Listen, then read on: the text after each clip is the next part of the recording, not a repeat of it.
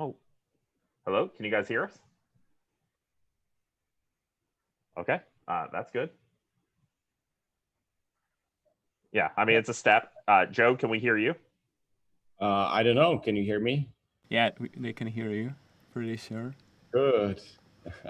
I think they can now hear even me. Okay. Okay, all right. Let's wait. Success.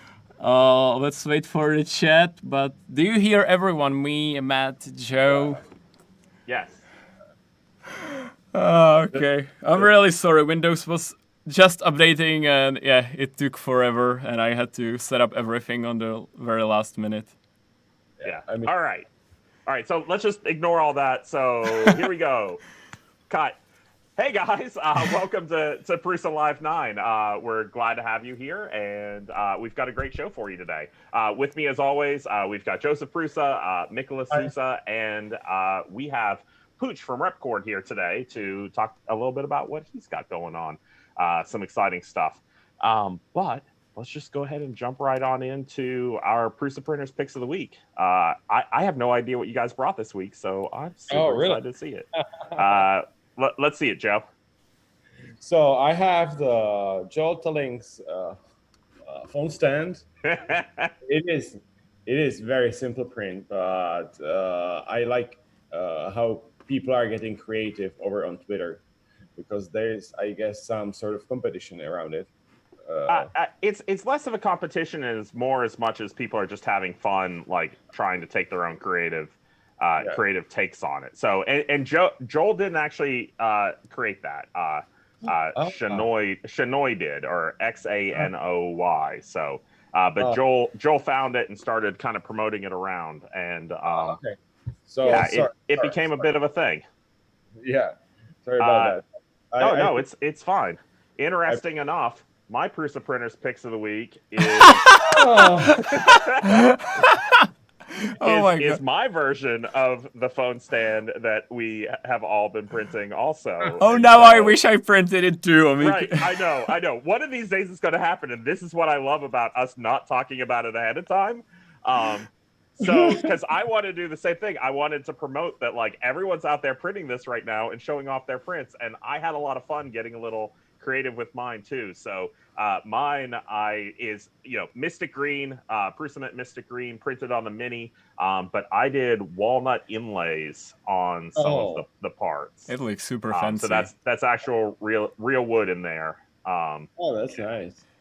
Yeah, I printed it from the orange PC blend. So nice. Oh yeah. I'm interested to see how well it will fare. But it is very nice. You can print it basically without enclosing the printer. So just a little brim. Yeah, I was actually working on a PC blend print also that I was thinking about showing off, but I didn't love how everything turned out. The PC blend actually printed great. I just didn't love the model once I actually printed it. So I'm gonna come back to that and try some things. But what do you have, Mikolas? I'm assuming it's not a phone stand. But yeah, it's not a phone stand. But now I kind of really wish I did one. But I screwed it because I think I told Mikolas that I'm going to print it yesterday, right? Yeah. That's true. So you didn't do it. That's true. Yeah, I have a geared box for play cards. In my case, it's for Magic the Gathering, but yeah, you can pretty easily either rescale it, or I think the most card games are kind of unified with the size. Yeah, and it has this like, where is it? Really exciting action where when you open it, the cards go up. And here's your deck. And yeah, there's even a slot on the like under there for a magnet, so it stays closed. It's pretty nice. That's a great print. And you actually print it in pieces and then assemble? Yeah. So it prints in the I think. Okay, I don't want to break it, but yeah, basically it's 4 pieces: the middle, the 2 sides, and the bottom. And it just clicks together without any additional hardware or anything. That would be kind of hard to do print in place. But what is the designer who is doing the similar one? is it Clock Spring? Yeah, Clock Spring has a lot of stuff like that. Oh yeah, are true. print in place. This one is by Martin Au. So yeah, I like it. Yeah, I back Clock Spring on Patreon. All the print and play stuff that he's doing is really amazing. Very cool stuff. All right, so with that, couple things. Reminder, we still have our lamp competition going on. It runs till the end of the month, so get your lamps in. We have some amazing entries coming in already. Super excited to see everything that's going. And remember, that's a 2-in-1 competition. There's going to be 2 printers giving away 2 winners. One for kind of your normal everyday lamp that just accepts like a light bulb or something else in it. And the second one is for a kind of programmable LED, more futuristic techno stuff. So 2 opportunities to win, but lots of great entries already out there. Just keep them coming. I saw the Fall Guys there. Have you played it? It is no, so I much haven't. fun. Is it? Yeah, but I guess I'm pretty bad at it. But I mean, today is the PlayStation Day, I would say, because just right after us there's the PlayStation 5 stream. Yeah. So. Yeah. I don't want to influence anyone, but yeah, we might be printing a 3 of some entries which I don't want to show. Oh my God, that is. Yeah. I when I look at it, I really love this competition. Yeah. Yeah. I mean, it was a great idea, Joe, and again, it was just something kind of you came up with after we finished one of our live streams, and I think it's turning out super well. Yeah. So, what I'd like to announce right now is kind of a mini competition that we came up with kind of after the last show, or right before the last show, actually. And it is a competition just for you guys. It will be a only secret. for the people. Yeah. Yes, it's a secret. It's only for the people who watch Prusa live. And so the first rule of the Prusa live competition is don't talk about the Prusa live competition. So what we want to do is, much like that kind of, the phone stand, that's going around, we want to see your prints. We want to see what you guys are making. I want to see, what you guys are producing on our machines. So I said, hey guys, let's do a show me your prints competition. And yeah, that's what we're going to do. We want to see your prints on your beds. So one of the rules is print still on your bed. No post work, no painting, no assemblies, anything like that. I want to see the print straight on your machine, on any Prusa model. And the way to enter is to take a picture of your print on your printer and send it in on Twitter with the hashtag #PrusaLive. Get all of them in by, what's the date? I know I wrote it down here. Monday, September 28th. Which is just before our next show. So we're going to announce live on Prusa Live 10 who the winner is of the person that has the coolest print out there. Bonus if it's a file that's up on Prusa printers and everyone else can print. But yeah, we just want to see your prints on your printers. The winner will get 2 spools of Prusa Mint mailed to you from us, which I think is great. And people don't have to design the model, right? They just have to print anything they find cool. Yeah, find anything you like cool, and just show us the best print that you can pull off. To be clear, I have already told Tom Jackson, Filament Frenzy, he's not eligible to win.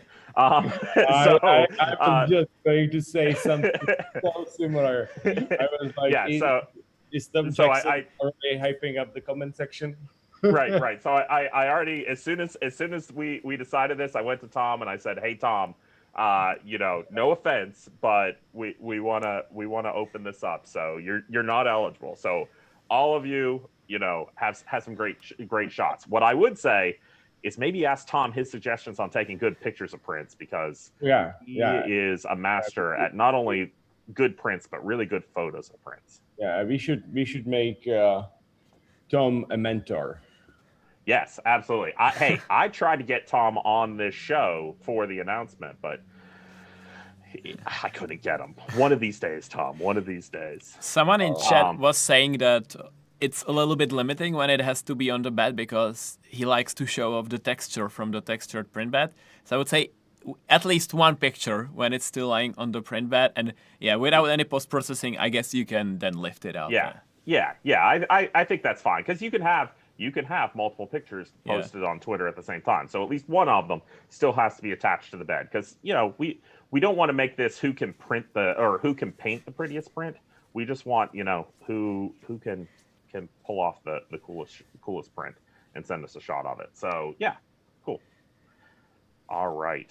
Where else are we? Yeah, so I guess at that we're actually ready to go ahead and pull Pooch back in. Let's do it. We kind of ran through the beginning real quick there. That's okay. Yeah, absolutely. More time. All right. So I would like to welcome to the show Alan Puccinelli, better known as Pooch from Repkord, who's here to talk about all the kind of crazy things, and there's lots of stuff going on in Pooch land. Crazy. So much. Yeah, I mean, hot. The way you discussed, you described me as a hot man. It was absolutely spot on, man. Greetings, everyone. Thanks for having me, guys. Good seeing you, Mickey, Joe, Matt. Thank you. Hello. I'm Pooch from Repkord, and I'm delighted. Yeah. So Pooch, beyond Repkord, has also done Operation Shields Up in the face mask world, and he's one half of a YouTube show, Hot Makes, which is my joke of he's the hot mess from Hot Makes. That's right. And fair. So yeah, why don't you tell us real quick to start off a little bit about what Repkord is and what you do? Yeah, so Repkord started about 4 years ago as kind of a side hustle. I am a web developer. I was a web developer, actually, for 15 years doing freelance web work. And I did a lot of Amazon integration and stuff like that. And I was ready for a change. And so I kind of started my own little, I got into 3D printing, much like everybody else, and got hooked. And, said, hey, I think I can make a business out of this. And so it started as a side hustle. I was just kind of selling some small things on Amazon. I had my little nozzle cleaner kit and filament and that kind of thing. But here we are 4 years later. I'm doing it full time now. It's a little bit scary, kind of, jumping into something full time. No longer doing, what I've done, but loving every minute of it. And I'm really lucky to be part of such a big community that supports what I do, the products I make, and yeah. Yeah, so one of the things that really kind of attracted me to some of the things that you're doing is, so many people kind of say, I want to get into the 3D printing world as my job, as my full-time job. And they say, oh, I'm going to make another printer. Right. And in today's ecosystem, that is a hard game to get into, between China and, obviously what we're doing, it's a hard market to get into. And, you kind of took, I think, a really great alternate track, which is, hey, I'm going to make accessories for the 3D printing community, not just 3D printers. And I think it works out really well. Yeah, I mean, I definitely wanted a point of distinction. And look, obviously, I love what Prusa does and other companies out there too. But I've always said, I don't think I'd want to touch a printer with a 10-foot pole. I sell a box made out of MDF or acrylic, and it's only 30 or 40 parts. And I've learned so much in terms of what it takes to actually get a kit together and all that goes into that I can't imagine if you're having to deal with all the additional suppliers of electronics and other safety concerns and things that can fail. I'm not going to say never, but I think I found a nice little spot for myself, and I really love what I do. So, yeah, and to help create your solutions, you talked about all these parts and everything else. You just built out a print farm to help you, build your products. I did. How did that go? I did. It's still, it's like anything, it's never done, right? There's always new ideas for improvement and stuff, but I've got it up. And you guys want to see it? Should I just talk about it now? Do you want to hear working? All right. Yeah, let's see it. I'll flip this around. Let's see how well it shows. So nice. Yeah, you can see I might have taken some inspiration from a farm that I saw in person not too long ago. Yeah. The shop is pretty similar. Yeah, it's it's interesting. I kind of wish I was paying better attention, Joe, when I was at the shop, just because I know you guys have obviously had a lot of learnings and stuff, and I'm still trying to figure out the best airflow for the ventilation system and how to retain heat if I'm doing ASA and some other materials that might be more warp centric or whatever. But it's been good. I think I've added my own little flair. I love having so I have like a kind of an in-house vac system and air, and I'm going to put those on reels so I can actually move around. But I love being able to use that all the time. It's small, but it's mighty. I mean, given it's 25, and it was interesting because I really grossly underestimated how long it was going to take me to put together 25. I mean, I knew it was going to take some time, but the way it all came about too, it never, best laid plans. Like when I finally got the funding together, the part of the impetus for the purchase of the farm was when we were doing shield production. I really wanted to scale up our ability to produce in-house, as well as all the stuff that was crowdsourced. And obviously, given that Joe started the whole thing, I wanted to support Prusa around it. And unfortunately, by the time we were able to get funding and the order came in and all that stuff, we kind of had really focused more on the crowdsource piece, and we were kind of winding down internal operations. And so they ended up sitting, and it operation wound up, and then I had to basically my entire volunteer labor force went away, and it was up to me to get it all together. So took me the better part of a month, but I'm glad I did. There's nothing like building 25 of something to really get an appreciation for the mechanics and the engineering and the design that goes into it. I mean, I'm not just trying to, brown nose here, but no, literally, there's just so many little details that I hadn't noticed when I built one or two before that I was like, oh, that makes a lot of sense. So I can't imagine how. Sorry, go ahead, Joe. Yeah, I wanted to follow up on the Operation Shields Up. So what is the situation nowadays in the United States with the PPE? Yeah, so let's see, the majority of what we ended up doing went from March to June. So we did just about a little more than 3 months. And at the point we decided to wrap up in June, there were so many other entities doing PPE. A lot of the stuff that was ordered from China by, how healthcare systems were coming in. And basically my entire volunteer base went back to work and stuff like that. So it kind of became this organic wrap up. That said, I would not say that means that there is no longer a need for PPE. And of course, now we're starting to see wave 2. And I'm getting inquiries again, especially as school started again. We did a lot of stuff for dentists. It's grown well beyond just first responders and healthcare providers. Yeah. But at the crux of it, we ended up doing just under 32,000 of these things in 3 months' time, which I know is not, what'd you do, 250? But given my resources, I'm pretty happy with it. Yeah, that is very nice. That is very nice. I mean, and you have to realize that is they are reusable. That is 33,000 you said people protected. So that is incredible.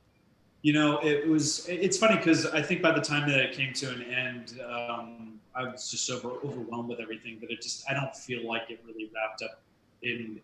I kind of fell off in terms of the communication and all that stuff because I was so overwhelmed at the end of things. But now I'm actually coming back again and sending out thank yous because frankly, I could not have done it were it not for all the people that saw on Twitter and Instagram and everything that actually crowdsourced and sent me stuff because we produced very little of the prints comparatively in-house. We received, I think the percentage of material we received was something like 12,000 some prints from all over the world. I mean, they were coming from Germany. It was strange to me that people weren't staying more local. I was trying to encourage people to stay local. Oh yeah. But I think that a lot of people kind of saw that we actually had a good groundswell going and just said, hey, I'll get in and support that, which we really appreciated. Yeah, when you see something super organized, you kind of want to get behind that, and not necessarily some of the things that are. It didn't feel super organized, but I guess it's all relative, Yeah, from the outside, it definitely. Outside view versus insider's view. Yeah. Yeah. But I've always said, whether it's my business or the Shields Up thing, I mean, I'm built on the shoulders of giants. Wouldn't be able to do it were it not for people who create the models, the printers, and then all the volunteer workforce. So I'm really humbled at the response that we got, because when I set out to do it, I was thinking, well, you know what, business is a little slow. Maybe I can laser cut a couple hundred of these myself as I have time, and it just blew up. Yeah. So behind you have a couple rep boxes, which is kind of your. I may be incorrect here, but it's kind of like your signature product. It's my flagship product for sure. Yeah, for sure. It's something that Apyro designed. So a lot of you guys know Travis out there, and I kind of collaborated on originally as just a kind of. We had a bunch of filament, and we're looking to organize stuff and clean it up, and it snowballed into a product because. Like a lot of products, I made one and then somebody's like, hey, will you make me one? Will you make me one? And before you know it, it became a product. And we went from just organization, obviously, to being able to print and store, your film directly from it. And then a huge part of my customer base now is, of course, people doing multi-material because it's just nice and compact. I've got some solutions that allow you to get rid of the buffer box and stuff like that for people who aren't a fan of that. But then, also other, we're seeing more and more multi-material solutions like palette. You have a humidity control edition too, right? Where I am not releasing it yet. I'm really nervous about that, Mickey, because as a small business and stuff, like not being able to CE or UL certify, I get really nervous around potential fire hazards. And so I really, really want to make sure that that's done well. Right. And what I started with was just selling, prefab little safe heater units that were already UL certified. It was okay, but they didn't crank out enough heat. And so I've got some really, really cool stuff that is very effective, but I'm going through major, safety certification and testing. And as you well know, product release and development takes a long time. It's one thing if it's just this was for my own use, but if this is going somebody else's home, somebody burns their house down, it's game over for me. So I need to make sure. Oh yeah. But don't worry. Even if you certify, people will find way how to break it. That's comforting, Joe. Right. Yeah, you actually sent us one rep box, which for this stream I obviously put behind me, and you've even made a custom side for us. I know, and I got a little Winky Joe over here as well. You got it too. I've had a number of people because I use Prusa for the filament, and it matches their printer, and you know how big people are on the aesthetic. Yeah, so they're like, I want that Prusa version so it matches my printer. So I don't know. But you might need to start licensing issues there. No, you can do it. Oh, is it? I have it on camera right here. Okay. Yeah. So one of the things, I always looked at the rep box and thought, okay, it's a great filament storage solution, and it's obviously super great if you have an MMU or a pallet or some kind of multi-material thing, because it's an easy way to line up all your spools, have everything there, and feed them through. But it didn't 100% click to me until you sent me a picture just earlier this week or last weekend of your farm, of how great a rep box is just on single color, but you have lots of machines because your farm looks so clean simply because there aren't spools everywhere. They're all tucked in nicely in rep boxes up on the top. And because I haven't really been printing a lot yet, but yes, I know. But even for my side, now I'm like, oh yeah, now I wanted a rep box before, and now I'm like, now I totally see I need a rep box because I can kind of store everything away and have everything in one spot and not have spool holders absolutely everywhere that you're always juggling to try to get to. I think it's a great solution for keeping your filament organized. It meets a lot of needs. I think it shows really well. A lot of people really love the acrylic. I underestimated how much people would want that acrylic one, but the people using it as a showpiece was interesting. I don't know, for those who were paying attention at home. So what Matt was talking about was up at the top there, I kind of have a feed system that allows me to basically route my filament from the top down to the bottom rack through that PVC, and it's nice and clean. And one of the other advantages of it too, even if you're not doing multi-material, if you're running a lot of material, I've been playing with the well, you guys don't call it multi-spool, you call it like spool seaming or whatever. We use the MMU basically to stitch together ends, which is super useful when you're wanting to use every last bit of filament that you've got, and you really don't hear a lot about that use. It's kind of a corner case for what a lot of people do, but there's tons of different application for the box, and it's I tried to design it. I've been having a good time playing with the design. I'm big on continual improvement,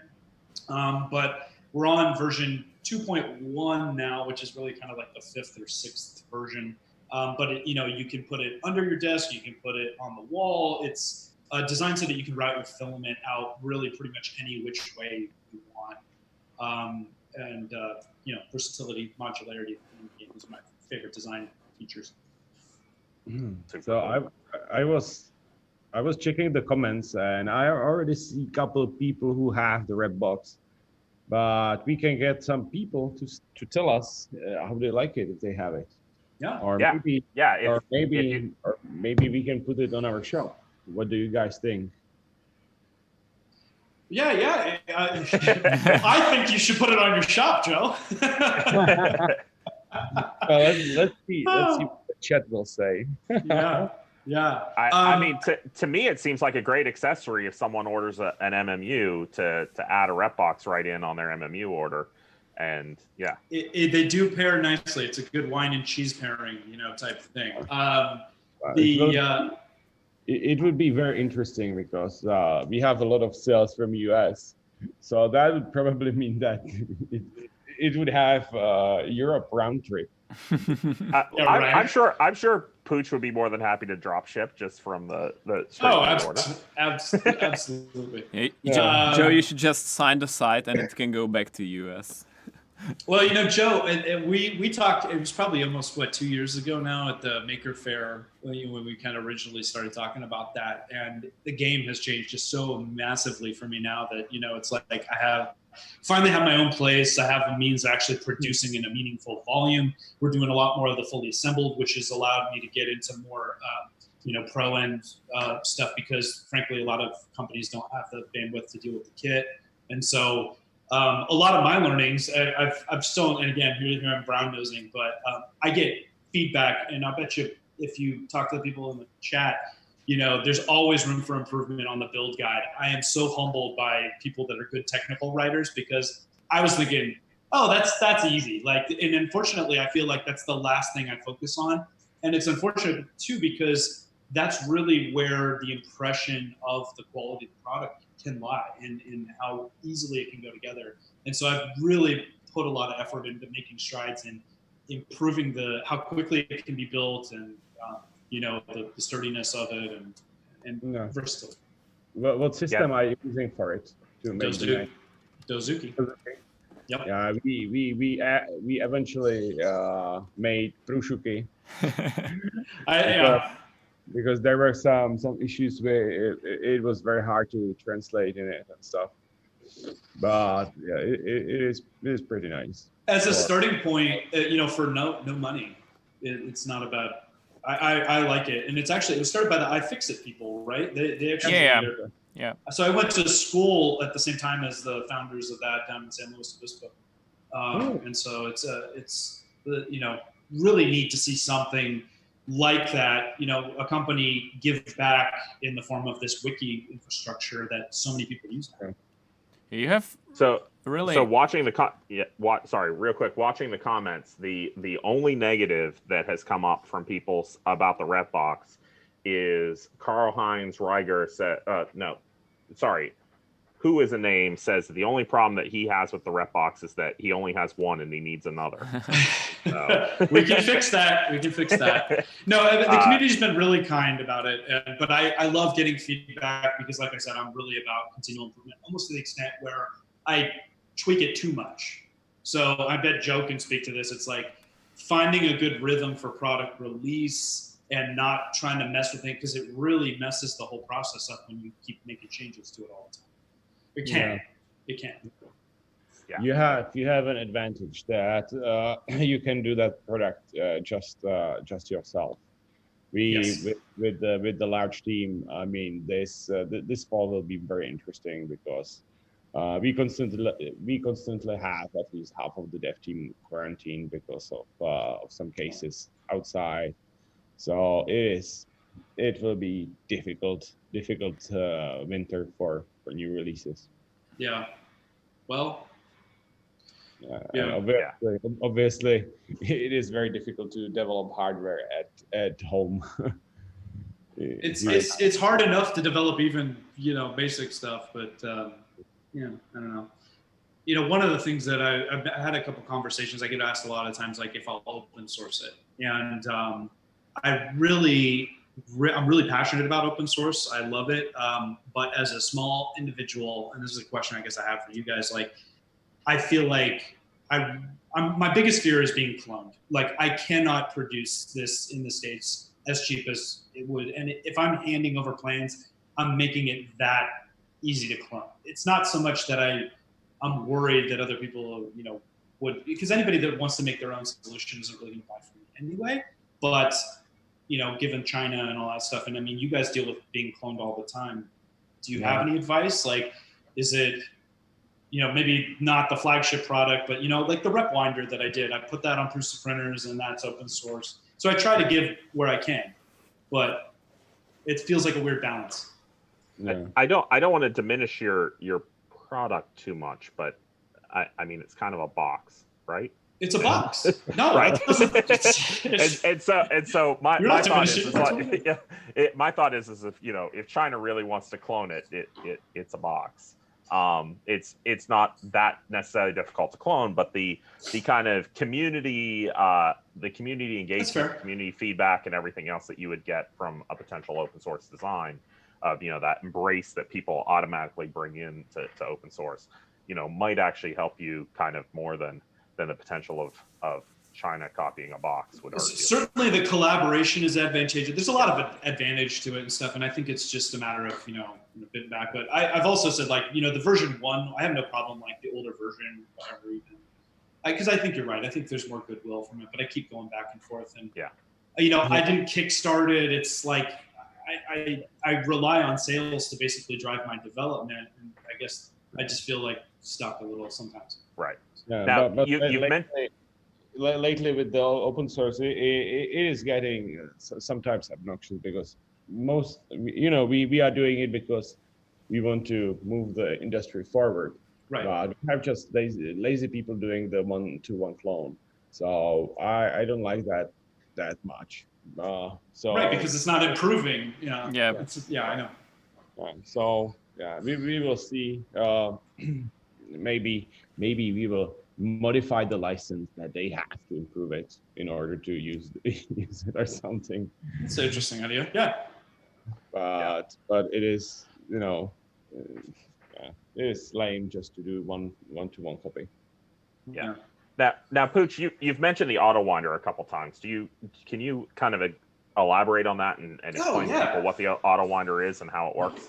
Yeah. So and I hope you guys, I don't want you to take offense, to this, but when I set out using the MMU and stuff, as a lot of people, I find the buffer box really cumbersome, right? And my goal was I want to be able to print directly from the rep box to the MMU. And and if I want to keep it in PTF, in Teflon tube or, go direct like that, it really needs to be able to rewind the filament on itself. Otherwise, when it does a filament swap, it's going to tangle potentially. And so the original idea for the rewinder was not mine. It was not remembering the guy's name right now, but really nice guy. He's had a couple of the original versions of it, where it was a 3D printed spring, and it was a great design, really neat clutch system and all that stuff. But eventually the spring would break, and which was fine because you could just print another one. But I thought I could do a little bit better. I wanted to do a little bit better, and so I took a stab at making my own rewinder that actually uses. Let me see if you guys know what this is. Was it Vincent? Vincent, yes, thank you. And I've interacted with him. Really, really nice guy. And I've shared kind of this design. He's very complimentary of it as well. So the main spring inside of it. Of course, this one's going to make me look bad because I have it sealed. Well, I'll just say the main spring inside of it is actually the spring inside of a tape measure. And so I basically I wanted to make the parts as readily available as possible. By the way, this whole thing is available on PrusaPrinters.org if you wanna print it along with the parts that you would need. So let me pause you. So Yes. do you have like a giant pile of disassembled tape measures to get the springs out? It's three screws, Joe. It's literally it's the ones that I found to work best are from IKEA. They're like $1 a piece, and they're just held together with 3 or 4 Phillips screws, and then you take it out. But I mean, I was thinking if you can get just the spring, because I mean, I can, and I have sourced it, but I originally wanted it so that somebody could go get the parts if they want. Yeah, so I was imagining like a giant pile of tape measures behind your factory. It's actually funny how much like IKEA has played into kind of the rep world too, because like the springs for the old like Wade's extruder, the springs that people were sourcing were from clothespins from IKEA, a specific thing, because it was a spring that you could basically get anywhere in the world, because these clothespins were available anywhere where there was an IKEA. And so, you know, it's interesting how, you know, taking things apart because they're cheap and readily available from IKEA is like, you know, such a thing. Well, that's one of my favorite things to do. I love trying to make things out of things that I found. And Joe, we've had a conversation about this at Make a Fair Frog, that in Czech, it's very common because you don't have a lot of choices. The ingenuity that we would see at the Maker Faire there was amazing, because you had to use what was available to you, right? Yeah, that was a lot during the communism. Yeah, people just used whatever they had lying around too. Yeah.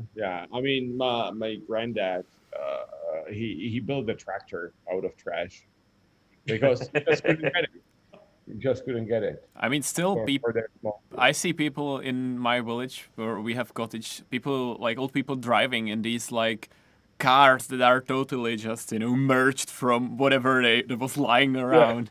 Yeah. A lot of the tools for which people use at the villages are just homebrew. Yeah. Because, you know, everybody at the, you know, there's usually a big farm, and they have like the welding equipment there. So I mean, it is pretty easy to get something together. Yeah, and then they get like a motor from the auto wipers and or from an oil rail and stuff like that. So I did the craziest stuff, I think, and that was built by my father, and I couldn't see it. I think we need more of that. I don't know, Matt, you speak, like, I feel like our culture is so disposable here. I would really, really wish that we had more of that ingenuity. Yeah, I mean, I think that was a lot of what's behind, you know, Maker Faire and, you know, things like that is, you know, people desperately embrace that. I have to finish this story because it's just too good. Oh, sorry. So we had a garden, or we bought a house, and there was a garden which wasn't cut for ages, and like normal. I forgot how we do say it. The machine to cut the grass. Lawnmower. Yeah, lawnmower. It wasn't able to do it. So father got like a huge 3-phase motor and a big saw blade. I like where this is going already. And he put it together in a welded box, which had like wheels from baby stroller, and it was rotating, and he cut the garden very nicely with it, but it was going so fast that if it would come loose, it would like decapitate half of them. Yeah. Sounds like a Tim Burton thing, a baby stroller turned into a lawnmower, just dark. Yeah. I love it. Yeah, totally. I'm very, very happy to hear that he still has feet, because that does definitely sounds terrifying. There was no safety guards or anything like that. It really reminds me of Half-Life, where you throw the saw blades with the gravity gun. That's how I imagine your dad just going on the lawn. Living dangerously. I love it. Fantastic. Yeah.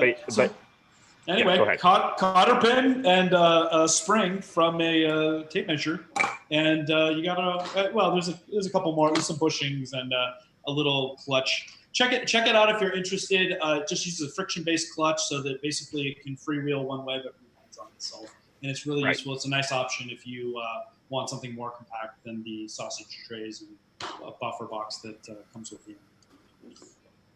Yeah, so the idea being that, yes, exactly, it spools the filament out, and then if the tension is released, the spring will coil the filament back in and roll it right back up on the spool, which is a beautiful thing.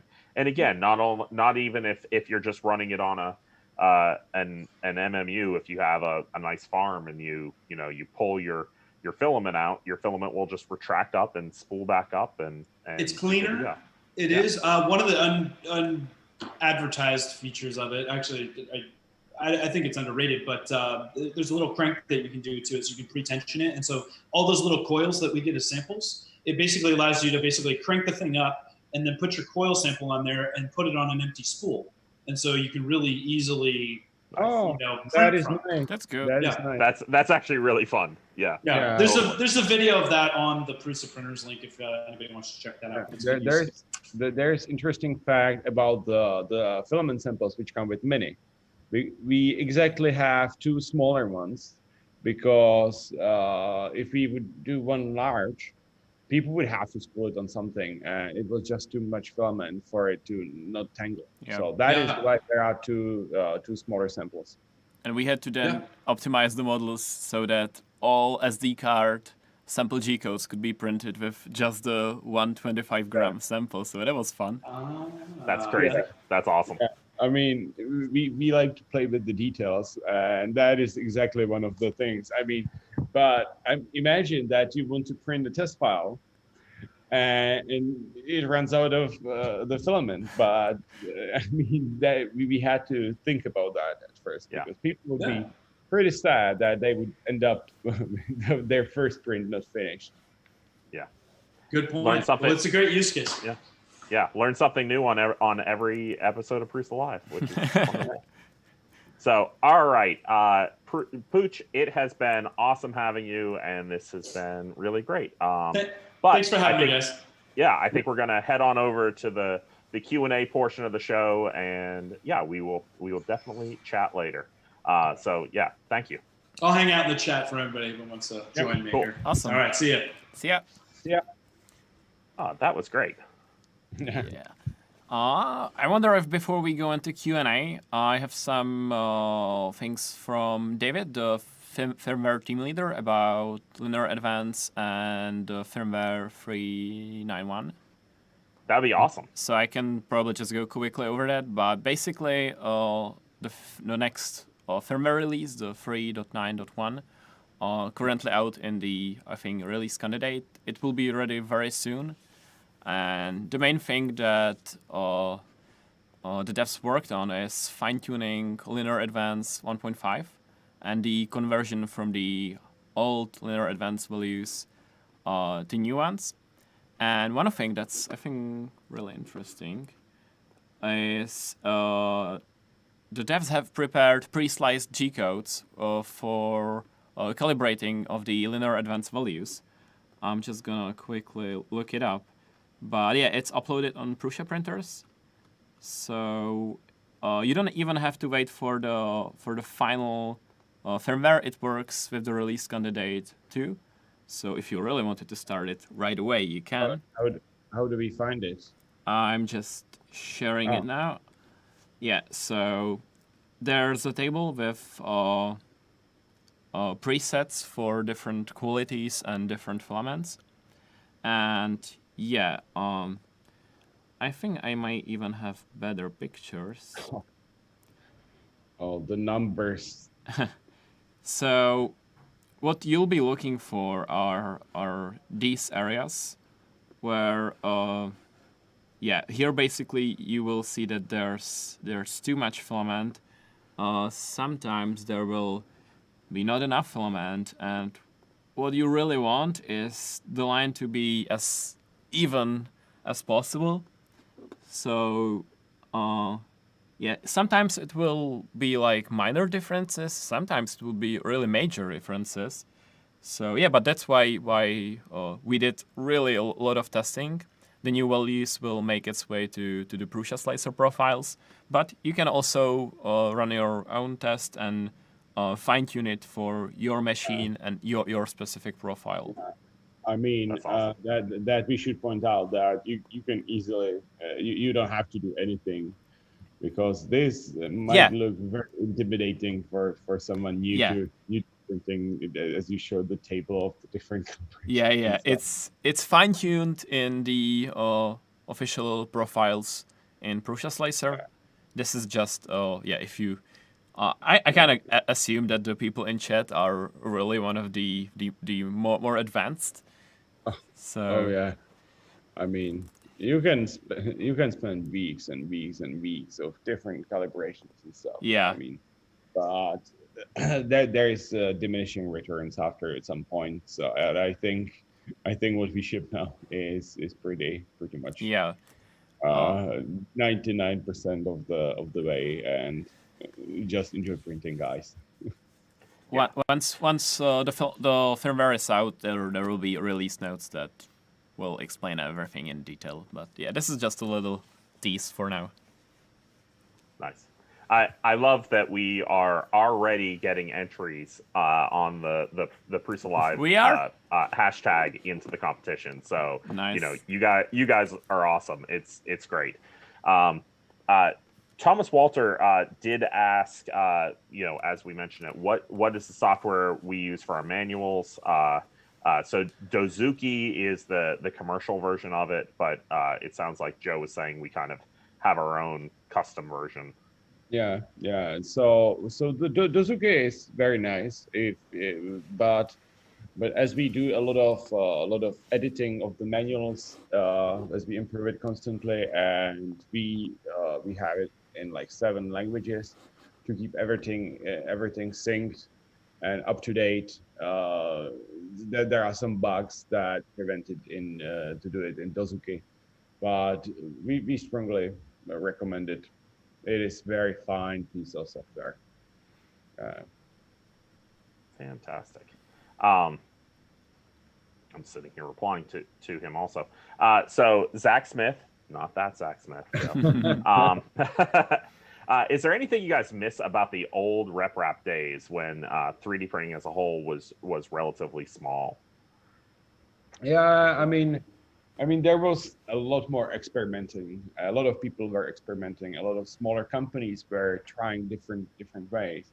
But now, as China rolls over all the smaller vendors, there is not much happening. You know, usually the machines are just repackaged or a little bit more polished, but no one is trying to do like new concept. Yeah, that 100% echoes my feeling when I read it too. Is I miss the crazy machines. You know, the fact that people were out there kind of like trying to make something totally different, totally new, whereas like a lot of things nowadays are kind of a Core XY or, you know, an i3 clone, you know, of some form, and you know we've centered around certain designs and things like that, but you know, there's a couple people out there. I'm blanking out on the guy's name who did the Wally and the Lisa Simpson and the Gus Simpson and all of those things. But you know, the people who are out there just trying to make really, really kind of crazy, you know, off the wall, different versions of machines. And I definitely miss that. There's still some of it going on, but not nearly what there was, you know, 10 years ago. Yeah. Yeah, I see a quick question about the Prusa slicer. Oh yeah. The new release, I think alpha should be probably next week. There was a delay because of the new Windows update, which breaks a lot of things and made it a lot slower. So we had to address that. So I wanted to mention the Windows update again, because it almost ruined our stream, and now it is delayed. That's true. It is delaying the Prusa slicer. That's true. Even though I am still haunted by Windows update. Speaking of Prusa slicer, a little teaser of something I'm working on. What was that, Mikolas? Yeah, even you haven't seen it yet. And I have more teasers actually. This one is even cooler. Oh yeah. That's awesome. Someone in chat will already know what this might be. Are we doing the whole printer? Oh hell yeah. We need to get someone from the what was the name? CD Projekt? Yeah, CD Projekt Red. Yeah. Yeah, we need to contact them. That will be wonderful. And I have David actually, our artist who makes things for shows and stuff like this. He finished. Yeah, the chat is like raging. Oh, show it more. Yeah, there's another thing that we had in the office this week. I don't know if you guys can see. Oh, kind of. Oh yeah. It's a little bit of a slideshow. That's awesome. Yeah. So David actually stopped by today, and he was saying that maybe if the chat has something in mind that like a bigger project like this that they think would be cool to print and post-process, then you can leave it in the chat and David will go through it afterwards, and yeah, he can print it. That'd be cool. Yeah, that Iron Man is going to my apartment. It's super cool. When you turn it on, it's staggered, the light. So the reactor turns on first, then it's the shoulders, and then it's the helmet. Yeah. Awesome. So Jantech asks, what do you guys think about recycled 3D printing material? Mm-hmm.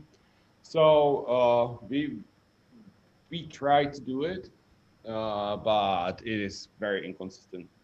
Even though it is like recycled in the factory, because basically there is very little chance that if you are buying recycled PET or something that it is actually going from outside. It is 99%. It is like the scrap at the factory which is recycled. But for us, I don't think it makes sense to make the product. There's a lot of labor involved in it, so it is not even that cheaper. And actually, you know, the inconsistencies. If somebody accidentally mixes the PLA and PETG, it's ruined. Yeah. Yeah, but what we are doing now is that we might build you know, some like one-off printers, bigger ones, which would print from pellets. So we just grind it, and we might get some of the failed prints from the bigger customers. Ooh. And we can make like things like furniture and stuff. So that is different form of recycling. I think makes more sense. The inconsistencies there wouldn't matter that much, right? Because I mean, you are not going to jam 2 millimeter. Yeah.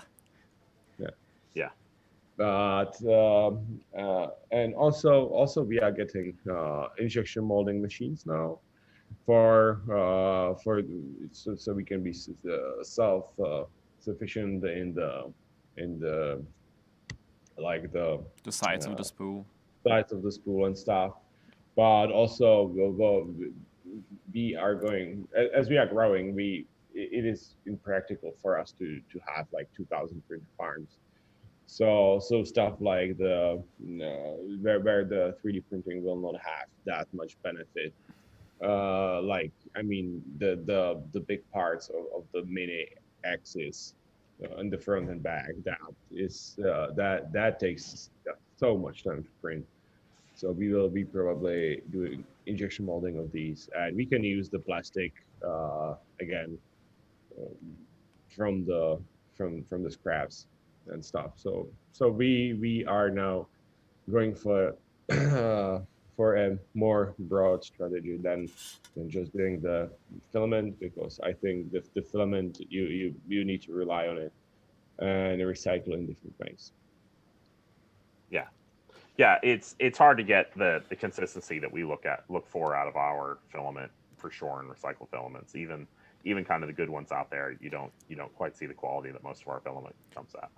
Gene Noel Jolie asked about ironing in Prusa's laser. Yep, it's in the unreleased 2.3, the next version. There's ironing, and it's pretty awesome. Yeah. So there's a big topic that kind of is breaking news today that I'd like to take the last couple minutes to talk about and see what some of the opinions are. We